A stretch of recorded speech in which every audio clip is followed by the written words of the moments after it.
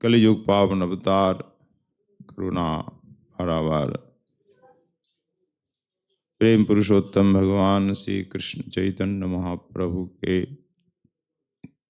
अंतरंग परिकर प्रवर श्री गौड़ीय वैष्णवाचार्य वर्य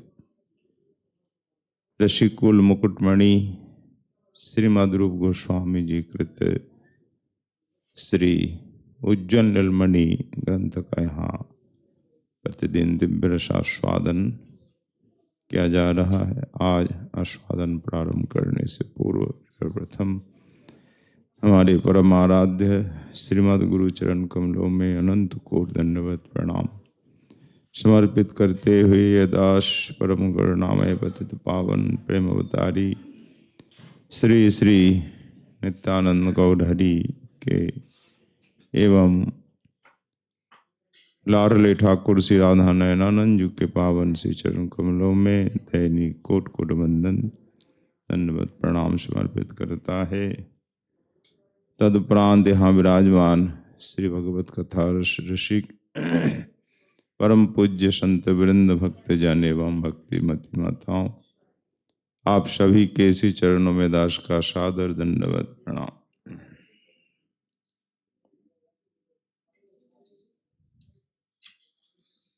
श्री उज्जवल नीलमणि नायिका भेद प्रकरण इस पंचम अध्याय में परम पूज्यपाद ग्रंथकार चरण श्रीमद् रूप गोस्वामी जी महाराज नायिका अर्थात श्री गोविंद की प्रियाओं का भेद वर्णन कर रहे हैं। तो श्री कृष्ण प्रिया मूलतः तीन प्रकार की है, मुग्धा मध्या और प्रगल्भा। तो मुग्धा मध्या इन दोनों प्रकार की गोपियों का उदाहरण सहित आस्वादन किया गया है। अब प्रगल्भा का आस्वादन आएगा। मध्या में भी मान में मध्या तीन प्रकार होती है, धीरा मध्या, अधीरा मध्या और धीरा धीरा मध्या। तो धीरा धीरा मध्या का आस्वादन चल रहा है, टीका का जो आस्वादन होना है। 39वां श्लोक, धीरा धीरा तु वक्रोक्त्या शवाष्पम वदति प्रियम। जो प्रिया अपराधी होने पर भी अपने प्रियतम के आने पर नेत्रों से अश्रु बहाती हुई कहती है, वक्रोक्ति प्रयोग करके, तो उसे धीरा धीरा मध्या गोपी कहते हैं। तो जैसा कि कल अपने श्रवण किया 40वां श्लोक में,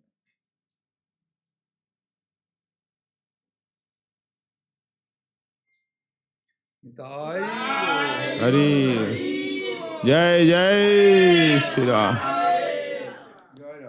कि गोपेन्द्र नंदन नरोदय याहि आहि साते विधास्यति रुषं हृदयाधिदेवी तन्मौलिमाल्यहृतयावकपङ्कमैष्याः पादद्वयं पुनरनेन विभूषयाद्यः।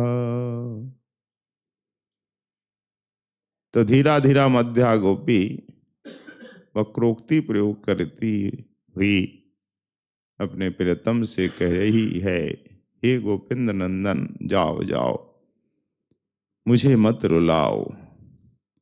मेरे मन को क्षुब्ध करने वाले, मुझे दुख देने वाले तुम्हारे अंगों में लगे सूरत चिन्हों को देखकर मुझसे रोए बिना रहा नहीं जाता। अतः अत्यंत शीघ्र यहाँ से चले जाओ, चले जाओ। ये है धीरा धीरा मध्या का उदाहरण। कठोर वचन नहीं बोलती है, पर वक्रोक्ति के द्वारा श्याम सुंदर को अपने हाथ से जाने के लिए कहती है, और नेत्रों में अश्रु भी है, जो कि मुग्धा में ऐसा नहीं देखा गया, धीरा धीरा में भी नहीं। तो धीरा धीरा में नेत्रों में अश्रु भी होते हैं। इस पर टीका में लिखते हैं आनंद चंद्रिका का विश्वनाथ चक्रवर्ती चरण, वक्रोक्ति इति धीरा धर्मः सबाष्पम इत्यधिरा धर्म। धीरा और अधीरा दोनों है। जैसे वक्रोक्ति है जो व्यंग्यवान के स्वरूप प्रहार कर रही है वाणी के द्वारा, ये वक्रोक्ति है धीरा का धर्म लक्षण, और सबाष्प नेत्रों में अश्रु आना ये अधीरा का धर्म है। तो धीरा धीरा दोनों के लक्षण है। ननु अधीरा धर्मो ही पुरुषोक्ति रुकता। और अधीरा का धर्म क्या है? कठोर वचन बोलना। रहा सत्य है, पुरुष वचन कठोर वचन बोलना अधीरा का धर्म है, लक्षण है। पर अयम अत्र विवेक, यहाँ विचार है कि प्रगल्भाया रोषस्य पूर्णत्वात् तारणमपि मुखम कार्यम। जो प्रगल्भा है, प्रगल्भा का रोष पूर्ण मात्रा में होता है, इसलिए वहाँ तारण ही, तिरस्कार ही मुख्य कार्य है। जहाँ पूर्ण क्रोध होता है वहाँ तारण, तिरस्कार ही मुख्य कार्य होता है। परित मध्या है ना, तो रोषस्व अपूर्णता, तो रोष परिपूर्ण नहीं है, पूर्ण मात्रा में न होने के कारण ये मध्या है। इसलिए इसका कार्य क्या है ना, परुषोक्ति, थोड़े कठिन वचन बोलना, कठोर वचन बोलना, वो भी वक्रोक्ति के माध्यम से।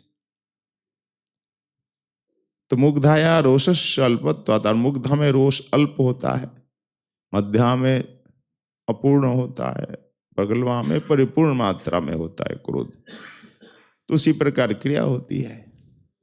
परिपूर्ण मात्रा में क्रोध हो तो हाँ तारण, भत्सन मुख्य कार्य है, और अपूर्ण रोष के कारण यहाँ केवल वक्रोक्ति है और परुष वचन भी है। और मुग्धा में रोष अति अल्प मात्रा में है, तो इसलिए कनिष्ठम कार्यम, कनिष्ठ कार्य क्या? रुदन कर दिया, ये कनिष्ठ कार्य है, मध्यम कार्य नहीं है। मध्यम कार्य है कठिन वचन बोलना, और मुख्य कार्य है तारण, भत्सन करना, और कनिष्ठ कर्म है रुदन। ये तीनों के अलग अलग लक्षण है। तत्र धीरा मध्याया परुषोक्ति धृत्याच्छादिता। ये धीरा मध्या है, धीर मध्या होने से परुषोक्ति तो है, कठिन वचन तो बोल रही है, पर आच्छादित करके वक्रोक्ति के माध्यम से, सोत्प्रास वक्तोक्ति रूपे न परिणत। ये कठिन वचन सीधे सीधे बोलना है, घुमा के बोलना, उसमें थोड़ा अंतर होता है। ये वक्रोक्ति के माध्यम से बोल रही है। अगर प्रगल्भा होती तो सीधे सीधे बोलती। तधीरा धृत्य अभावात् श्रुतैव परुषोक्ति। और अधीरा वह नायिका है जो धृति का अभाव है, धैर्य के अभाव होने से शुद्ध परुष वचन बोलती है, शुद्ध कठिन वचन। और ये विशुद्ध कठिन वचन नहीं बोल रही है, वक्रोक्ति के माध्यम से बोल रही। ये धीरा धीरा में ये अंतर है। तो धीरा धीरायास्तु धृत्य धृत्य योगोपद्दीना सत्य संभवात्। क्योंकि ये नायिका धीरा धीरा दोनों है, दोनों भाव है, धीर भाव और अधीर भाव भी है, होने के कारण यहाँ कठिन वचन भी बोल रही हैं पर वक्तोक्ति के माध्यम से, और रुदन भी है, दोनों है, पर असंपूर्ण रूप से है ये वक्रोक्ति, कठिन वचन। तो धीरा धीरा द्विधा विद्यते। फिर कहते हैं चक्रवर्ती चरण, धीरा धीरा गोपी भी दो प्रकार है, धीरता अंशाधिका, अधीरता अंशाधिका। कुछ गोपियों में धीरता अंश अधिक होती है और किसी में अधीर अंश अधिक है। अधीरता जहाँ अधिक है वहाँ अधिक कठिन वचन बोलती है, और धीरता जहाँ अधिक है वहाँ कठिन वचन नहीं, वक्रोक्ति है, नेत्रों में बाष्प है। अत्र प्रथमाया धीरात्वधिका अधिक्या धीरा धर्म वक्रोक्ति केवलैव अधीरत्व संपूर्णता नतु सुत्प्रासा। इसलिए दो उदाहरण है इस प्रसंग में। धीरता अधिक अंश अधिक, उसका ये उदाहरण है। अधीरता अंश जहां अधिक, उसका अगला उदाहरण होगा। तो धीरत्व अधिक होने से यहाँ विशुद्ध कठिन वचन नहीं है, यहाँ वक्रोक्ति है। धीरा का धर्म है वक्रोक्ति करना, अधीरा का धर्म है सीधे तारण भत्सन करना, तिरस्कार करना कठिन वचनों के माध्यम से। तो यहाँ वक्रोक्ति है, धीरत्व है, और धीरत्व भी संपूर्ण रूप से नहीं है, असंपूर्ण है। इसलिए यहाँ सुत्प्रास भी है, ताने मारना। अधीरत्व अल्प, धीरत्व भी अल्प है या अधीरत्व भी अल्प है। यहाँ अधीरा अल्पत्व होने के कारण अल्प परुष रहित ही उक्ति, कठिन वचन भी अल्प, अधिक कठिन नहीं बोल रही है। तो रोष लक्षण अवश्य है अधिराद में। तो यहाँ रोष तो है पर रुदन में ही है, तिरस्कार, रोष तिरस्कार के रूप में प्रकट नहीं हो रहा है। केवल उक्तौ च तद असंभवात् तारण पारुष्यो च अप्राप्त्या परिशेषात् कनिष्ठम रोष लक्षणम बाष्पा। तो धीराधीर होने से, असंपूर्ण क्रोध होने से तारण और परुष वचन ये दोनों नहीं है। यहाँ परिशेषात् क्या रह जाता है फिर? तारण मुख्य कार्य है अधीरा का, और धीरा का धीरा का पारुष्य वचन है, और जो धीरा है उसका बाष्प रुदन है। यहाँ कनिष्ठ लक्षण रोष का क्या है? रुदन। तो रुदन भी कर रही है। तो न च मुग्धा लक्षण असांकर्यम मुग्धा या केवलम बाष्प। अमुग्धा के लक्षण भी स्पष्ट नहीं है यहाँ, क्योंकि मुग्धा नायिका केवल रुदन ही करती है, वो परुष वचन वक्रोक्ति कुछ नहीं करती है। केवल एव बाष्प, पर यहाँ केवल बाष्प नहीं, रुदन के साथ साथ वक्रोक्ति भी है। तो धीरा धीरा मध्या है। इस प्रकार से समझा रहे हैं टीकाकार। अत्र तो बाष्प सहित वक्रोक्ति, बाष्प रुदन सहित वक्रोक्ति है। और धीरा धीरा जो दो प्रकार है, द्विधा अभी बताया। ये धीरता अंश अधिक होने से यहाँ वक्रोक्ति और बाष्प है। जहाँ अधीरता अंश अधिक होगा वहाँ क्या होगा? वहाँ परुष वचन भी होगा। वो अगला उदाहरण आएगा। तो द्वितीय अग्रे उदाहरिष्यते, दूसरा लक्षण जो आगे दिया जाएगा। तो ये धीरा धीरा का पहला उदाहरण है। इस उदाहरण में बाष्प सहित वक्रोक्ति है, यानी रुदन सहित वक्रोक्ति। तो धीरा धीरायास्तु धृत्या वक्रोक्ति रेवा केवला। धीरा धीरा में धृति है, धैर्य है, इसलिए वक्रोक्ति ही है, न तो सोत्प्रास। और अधृत है, जो धैर्य नहीं है, वहां कठिन वचन होते ही हैं। तथा अधृत्या रुदन व कनिष्ठम कार्यम। यहाँ अधृति के द्वारा रुदन ही कनिष्ठ कार्य है, न तो रोषोक्ति परुषोक्ति। धृते सत्वत्ता, धृति यहाँ सत्व रूप से है। तो धृति शब्द किसे कहेंगे ना? गांभीर्य। गांभीर्य अधिक है, स्थायी रूप में है, तो यहाँ रुदन भी होता है, परुषोक्ति नहीं होती। पर यहाँ दोनों है, इसलिए परुषोक्ति भी है वक्रोक्ति के माध्यम से, और रुदन भी है। ये 39वां श्लोक की टीका है। तो 40वां श्लोक में जो धीरा धीरा का उदाहरण है उसकी व्याख्या में बोल रहे हैं टीकाकार चरण। गोपेंद्र नंदन, ये श्लोक किसका है? नसी राधा रानी का। राधा रानी ही मध्या है, गोपियों में मध्या स्वभाव वाली है, और धीरा धीरा ये भाव राधा रानी में ही है। न धीरा न धीरा, धीरा धीरा ये मूल रूप में है। कभी कभी अधीरा भी होती है और कभी धीरा भी, पर जो स्थायी है वो धीरा धीरा है। तमादृश्य उदित्वा मृदंताम नामा महाराज पुत्रस्य शतकोटि कामिनी वल्लभस्य तब का क्षति भावहा। सुंदर भाव दिया है। राधा रानी ने श्री गोविंद को गोपेंद्र नंदन कह करके संबोधित किया।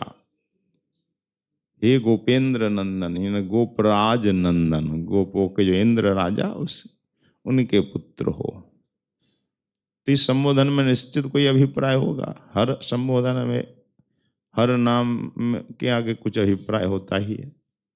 तो विशेष क्या अभिप्राय है? ध्वनि क्या है? ध्वनि है काव्य की कोई क्या है? प्राण। ध्वनि प्राण है तो रस आत्मा है, और शब्दार्थ काव्य का शरीर है। शब्दार्थ नहीं है तो काव्य होता ही नहीं। तो काव्य का शरीर तो शब्दार्थ है, रस आत्मा है, तो ध्वनि प्राण है, और अलंकार ये आभूषण है। शब्द अलंकार, अर्थ अलंकार, ये सब आभूषण है।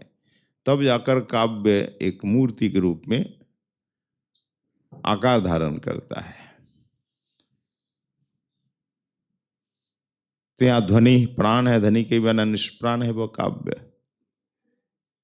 तो ध्वनि क्या है? गोपेंद्र नंदन संबोधन की राधा रानी क्या कहना चाहती है कि रुदित्वा मृदंताम नाम, बोले मुझ जैसी गोपी ग्वालिन रुदन कर कर के मर जाए तो तुमको क्या है? ये है।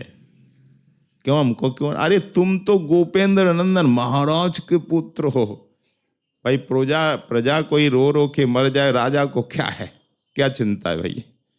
विशेष करके राजा की अगर चिंता भी है, राजपुत्र को क्या चिंता? वो तो युवराज है, होता ही है। या प्रजा दुखी है तो राजा को कहाँ उतनी चिंता होती है? राम जैसे राजा हो तो उनकी चिंता होती है, युधिष्ठिर जैसे, नहीं तो राजा को क्या चिंता है? उसी प्रकार ये राधा रानी कह रही है, हम जैसी गोपी रो रो के मर जाए तो महाराज पुत्र को इससे क्या लेना देना? क्यों नहीं? अरे क्यों लेना देना? न शत कोटि कामिनी वल्लभस्य, और आपकी तो शत कोटि कामिनी है भाई, जिसकी 100 नहीं, सहस्र नहीं, लक्ष नहीं, कोटि, कोटि भी शत कोटि, 100 करोड़ जिसकी कामिनी हो, गोपी हो, प्रिया हो, उसमें से 1 2 4 मर जाए तो क्या ले हो जाता है? कुछ होता है क्या? जैसे 100 करोड़ के आप स्वामी है, अगर उसमें से 2 4 करोड़ भी खर्च कर दे तो भी आपको नहीं लगा कोई बात नहीं। 100 करोड़ है ना, 1 2 करोड़ ही तो खर्च हुआ। जैसे 100 रुपया है, 2 रुपये खर्च कर दिए, कोई ज्यादा बड़ा नहीं होता। तो 100 करोड़ तो आपकी गोपी है, तो उसमें से हम जैसी गोपी 2 4 मर जाए तो रो रो के आपको क्या जाता है? ये तो स्वाभाविक है। तो शतकोटि कामिनी वल्लभस्य तव का क्षति रीति भाव, ये भाव है। तुम्हारी क्या क्षति है? कौन सी क्षति हो, हानि हो जाएगी हम जैसी मर जाए तो? ये देखो ध्वनि क्या है, ये ताने हैं, ये वक्रोक्ति बाण एकदम सीधे जाकर के हृदय में बाण लग जाता है, चुभ जाता है। तनरोदय याही तई गति सति ताम विस्मर्तुम यत्नोपि में कर तुम शक्यो भविष्यति न तु तई साक्षात दृष्टि एवैति। तो रोदय, माँ रोदय, मुझे मत रुलाओ, जाओ जाओ यहाँ से।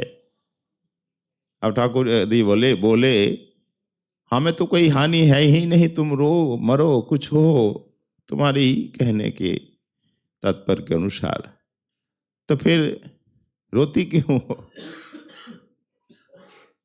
बोले रोती क्यों हो? तुम्हारे कारण मैं रोती हूं।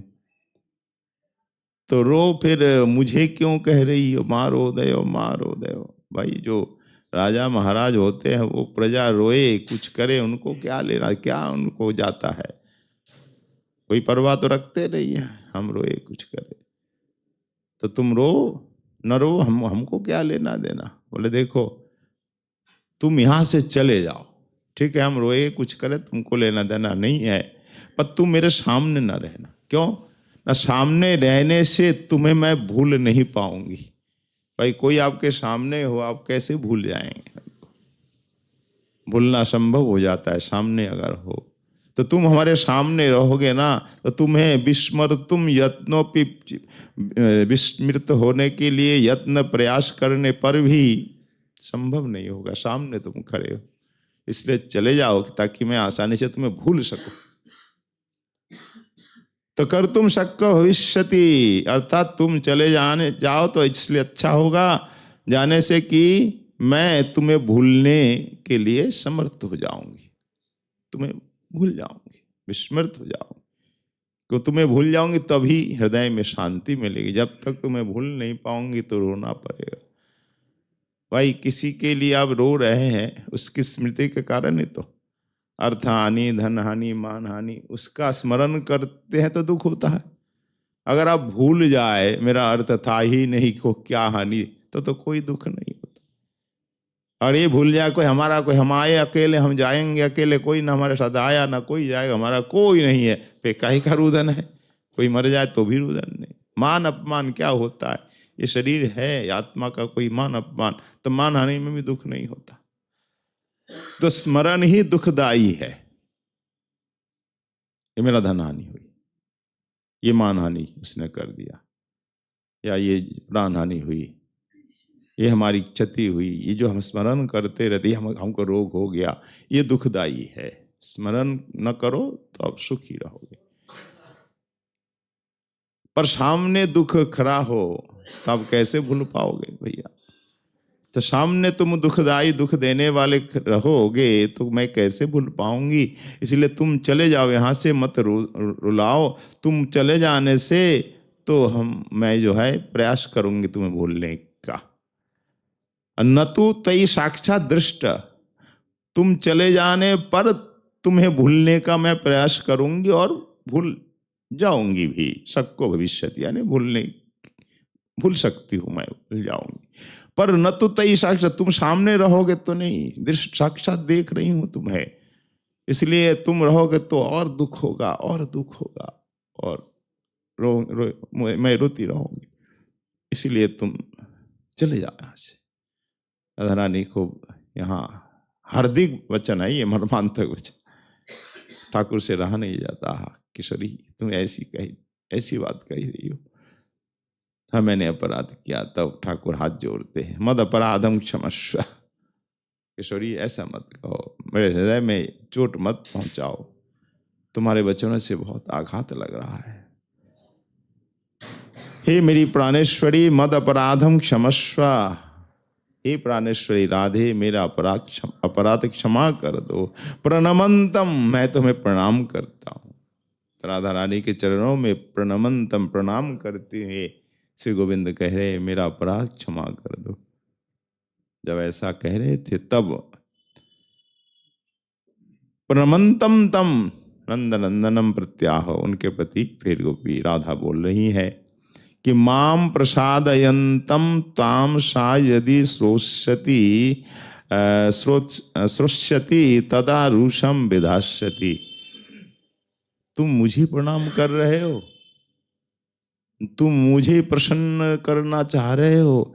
अगर ये समाचार उस चंद्रावली को प्राप्त हो गया तो क्या होगा कि श्याम सुंदर राधा रानी के पास जाकर क्षमा मांग रहे हैं, प्रणाम कर रहे हैं, उन्हें प्रसन्न करने की चेष्टा कर रहे हैं। तो यदि सा श्रोष्यति, अगर वो सुनती है, तदा रूषम विधास्यति, तो रोष करेगी, बड़ा क्रोध हो जाएगा उसको, होगा ही, सौतन है। चंद्रावली नाराज हो जाएगी, क्योंकि वो तुम्हारे हृदयादि देवी, क्या कहा था राधा रानी ने, हृदय की अधिदेवी अधिष्ठात्री देवी, ये है वक्रोक्ति। इसलिए वो तुम्हें पर रुष्ट हो जाएंगी। इष्ट को, हृदय की अधिष्ठात्री देवी को रुष्ट करना उचित नहीं है, क्योंकि वो तुम्हारे हृदय में विराजमान है। अतः सौहृदीन त्वाम हितम इसलिए मैं सौहार्द के कारण, थोड़ा बहुत तुमसे मेरा सौहार्द तो है ही बचपन से, उस सौहार्द के कारण मैं तुम्हारा हित उपदेश कर रही हूँ कि तुम यहाँ से चले जाओ। अगर चंद्रावली ने सुन लिया तो फिर और कष्ट होगा तुम्हारे लिए, वो और नाराज हो जाएगी। तो मत प्रसादेन अलम अहम रुष्टि इव अस्मि। अगर ठाकुर बोले नहीं नहीं तुम प्रसन्न हो जाओ, तुम्हें मैं रुलाना नहीं चाहता, तुम रुष्ट हो ऐसा मैं देखना नहीं चाहता, नहीं नहीं तुम प्रसन्न हो जाओ, रूठो मत, प्रसन्न हो जाओ। तो राधा ने कहते अच्छा मत प्रसादेन अलम, मेरी प्रसन्नता से तुमको होगा क्या? मैं रूठूं यहाँ रिझूं, इससे तुमको क्या लेना देना? मत प्रसादेन अलम, नहीं नहीं हमारी प्रसन्नता से तुम्हें कुछ नहीं होना है। अहम रुष्टि व, मैं रुष्ट ही रहूंगी, इसी में हमको आनंद है। मुझे प्रसन्नता करने की कोई आवश्यकता नहीं है, या मुझे प्रसन्न करने की कोई आवश्यकता नहीं। मैं रुष्ट हूँ, अच्छा हूँ, इसी में अच्छी हूँ मैं। रुष्टि वैव अस्मि किंच न श्रोष्यति न वक्तव्यम। तो न श्रोष्यति न वक्तव्यम, और कुछ आप सुन नहीं रहे हो तो न वक्तव्य, कुछ मुझे बोलना भी नहीं है, और न मैं कुछ सुनना चाहती ना कुछ बोलना चाहती, इसलिए आप यहां से चले जाओ। तो जत सा देवी सा अति हृदयादि देवी हृदय एवं अधिकृत्य ममई वेतन नान्यस्या इति स्वत्तम समर्थ दिव्यति विराजते। देखिए वह देवी, वह गोपी आपके हृदय अधिदेवी, मतलब हृदय को अधिकृत कर करके हृदय में ही विराजमान है। तो वो हृदय से जाएगी तब ना तुम मुझसे प्रेम कर सकते हो। वो तो अपना स्वत्व मतलब स्वामित्व छोड़ने वाली है क्या? भाई आपकी जमीन हो, आपकी कुटिया हो, आप क्या स्वामित्व छोड़ेंगे? कोई अपनी वस्तु छोड़ना चाहेगा? तो आपका हृदय उसने खरीद लिया मानो, तो क्या वो आपके हृदय से जाने वाली है? कभी छोड़ने वाली है? कभी अपना स्वामित्व नहीं छोड़ने वाली है, असमर्थ नहीं होगी।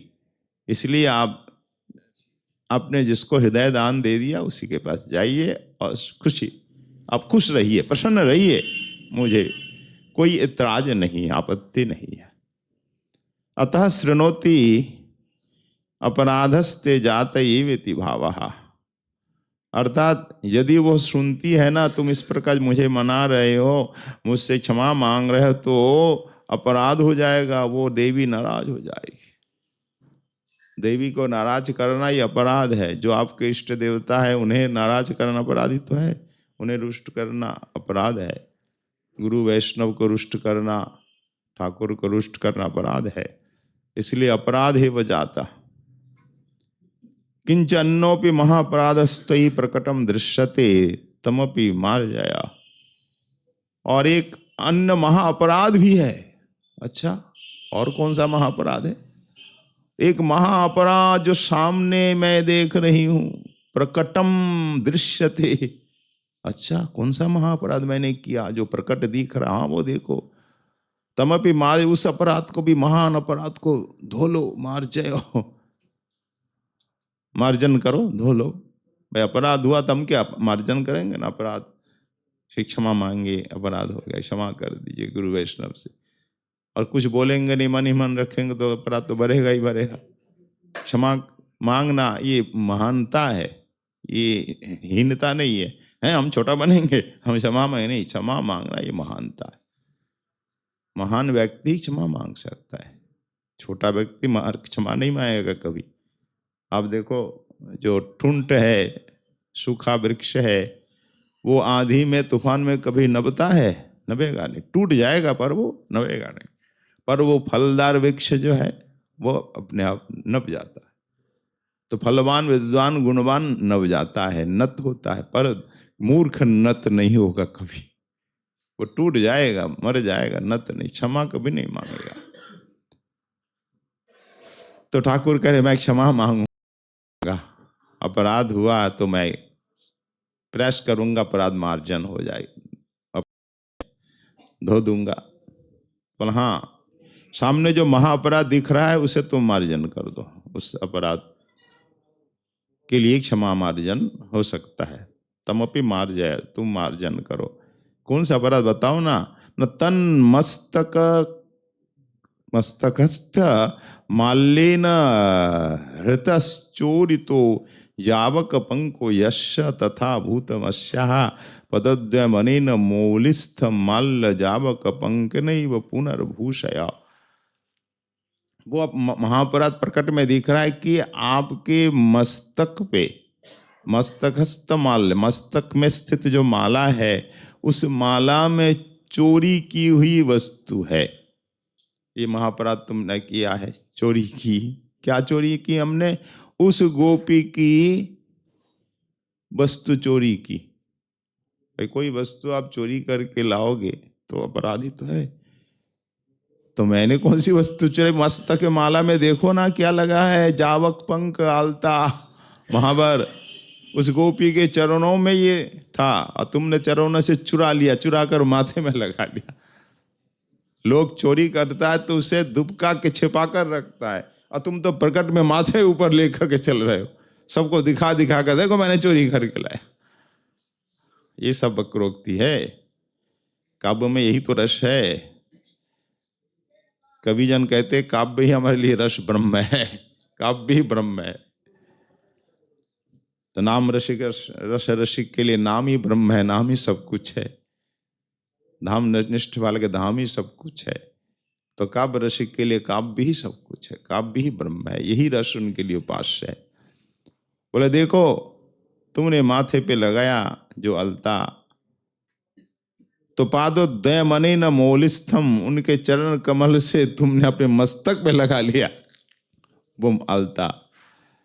तो माल्य जावक पंके पुनः, अतः मेरा उपदेश है तुम्हारे लिए, मेरा हित उपदेश है कि तुम पुनः जाओ, जाकर के उस गोपी को मनाओ और उसके चरण में स्थित महावर को पुनः माला में लगाओ, मस्तक में जाओ, चले जाओ। पुनर्भूषया, पुनराय भूषित करो। और प्राय राधा रानी के ही चरण कमल का जो अलता है महावर ठाकुर लगाते। मान मंचे वसले पड़े नागोर राजेर शिरोभूषण, आर कबे देखाइबे तुम्हारो चरण जुगलेर जावक। दर्श गोस्वामी विलाप में कहते, हे किशोरी तुम्हारे चरण जुगलों का यावक यानी वह महावर कब दिखाओगे, कब मैं अलता का दर्शन करूंगा। क्या विशेषता अलता में? अब वो अलता जब आप मान मंच में बैठती है ना, मानिनी होती है, तब नागर शिरोमणि श्री गोविंद के मस्तक भूषण बन जाता है। आपके चरणों में मस्तक रखते तो मस्तक में अलता लग जाता। तो वो दृश्य कब दिखाओगे? ये दृश्य देखने के लिए आतुर रहते हैं ये सखियां, मंजरिया, राधा दासी जन। ये हमारे लिए गर्व की बात है। पर आज उल्टा हो गया, आज तो चंद्रावली का महावर गोविंद के मस्तक पे, तो राधा रानी कहाँ छोड़ने वाली है। अतः जाओ, जाकर के पुनः चंद्रावली का वो पंक, यावक पंग आलता पुनः मस्तक पे भूषित कर लो। स्वयं चोरितस्य वस्तुना स्वयं वो तत्स्थाने समर्पणम एवं न्याय्यम इति भावः। या ऐसा भाव है कि तुम्हारे मस्तक पे जो अलता लगा है ना, तुम पुनः जाकर के यही अलता उनके चरणों में पुनः लगा दो। मतलब चरणों में मस्तक रखोगे तो अलता लगी जाएगा चरणों में, तो पुनः जाकर के उनके चरणों में अलता लगा दो, तब तुम महाअपराध से बचोगे। कैसे? देखिए, चोरी की हुई वस्तु पुनः अगर हम उन्हें लौटा दे तो अपराध क्षमा हो जाता है। भाई मैं अनजान से भूल मुझसे हो गई, त्रुटि हो गई, ये आपकी वस्तु है, मैं ले गया था लोभवश या कोई कारणवश, तो फिर लौटा दो, क्षमा हो जाता है। तो वस्तुना स्वयं व तत्स्थान समर्पण एवं न्याय, यही न्याय है कि स्वयं चोरी की हुई वस्तु उस स्थान में स्वयं जाकर समर्पण कर देना, स्वयं जाकर देना होगा, किसी का मतलब स्वयं जाकर दो तो ये क्षमा, यही न्याय है। इसलिए आप स्वयं जाओ, जाकर के मस्तक में जो राधा रानी और चंद्रावली के चरण में स्थित महावर लगाए हो, आप चोरी करके आए हो, ये जाओ जाकर के चंद्रावली के चरणों में पुनः समर्पण कर दो। यही न्याय है। तो मांग किंग प्रणमसि, इसलिए मुझे क्यों प्रणाम कर रहे हो? मेरे प्रणाम से कोई लाभ न, प्रणाम करना है तो जाओ चंद्रावली का प्रणाम करो। चंद्रावली को प्रणाम करके ये अलता उन्हें सौंप दो, चरणों में लगा दो। मस्तक पे लेके इस लोगों को क्यों दिखा रहे हो ढिढोरा पिटपा करके? ये देखो मेरे मस्तक पे महावर है, मैंने चोरी की है। इसलिए माम किंग प्रणमसि, मुझे क्यों प्रणाम कर रहे हो? तत्पाद रे वो पुनः पुनः पता, अर्थात चंद्रावली के चरण में पुनः पुनः गिर जाओ, बार बार चरणों में गिरो और क्षमा मांगो और चोरी वस्तु लौटा दो। ठाकुर से सहा नहीं जाता। ये वक्रोक्ति कम है क्या? सीधे कठिन वचन से अधिक होता है। जैसे सीधे बाण से टेढ़ा बाण अधिक होता है, घुस जाए तो बाण फिर निकलता नहीं है, टूट जाता है। तत्र हृदयाधि दिव्यास्तस्या अपरक्षुत्व प्रतिपादनमस्या इति इदम शब्द प्रयोगो नानुपपन्नः। इदम शब्द प्रयोग भी किया, अपरक्ष है ना, हृदयादि देवी देवी तो यहाँ है नहीं, अपरक्ष उक्ति में इदम शब्द का प्रयोग भी होता है। तो न उपपन्न यानी अनुचित नहीं है, ये कह दिया।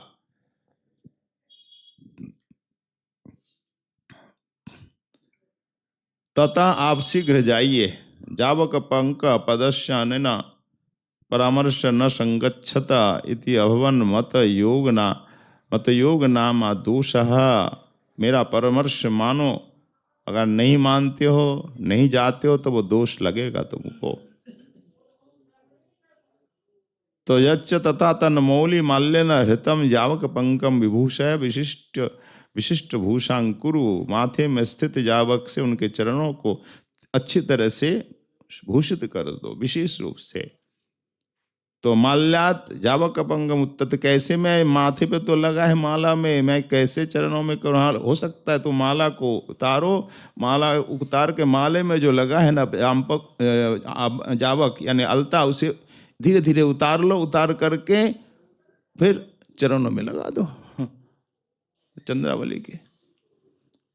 तो पंकम उत्यार्य स्वमूलि लग्नम कुरु, या तुम उस माला से यावक पंक यानी अलता उतार करके अपने माथे में लगा लो और अच्छा लगेगा।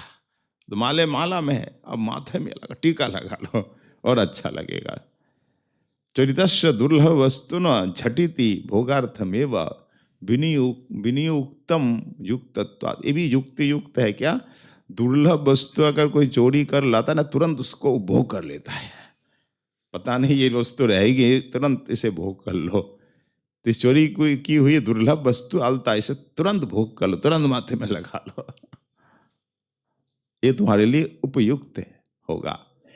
पुनरनेन जावक पंके न समूली लगने न अश्या पादद्वयम विभूषय, पुनः आप माथे में लगा हुआ महावर से फिर उनके चरणों में लगा देना, चरणों को सजा देना, विभूषित कर देना, अपराध क्षमा भी हो जाएगा। आपकी वस्तु मैंने चुरा ली, क्षमा कर देना, ऐसा क्षमा मांग करके चरणों में पुनः लगा देना, प्रणाम कर देना। तो इसलिए आप को वो क्षमा कर देगी। तो तम कामिनीम सब, इसलिए उस कामिनी के पास जाइए, वहीं आप रात्रि बिताइए, यहाँ आने की कोई आवश्यकता नहीं। आप जाइए, मुझे कोई आपत्ति नहीं, आप सीधे जाइए उस कामिनी चंद्रावली के साथ ही रात बिताइए, वहीं रहिए आप।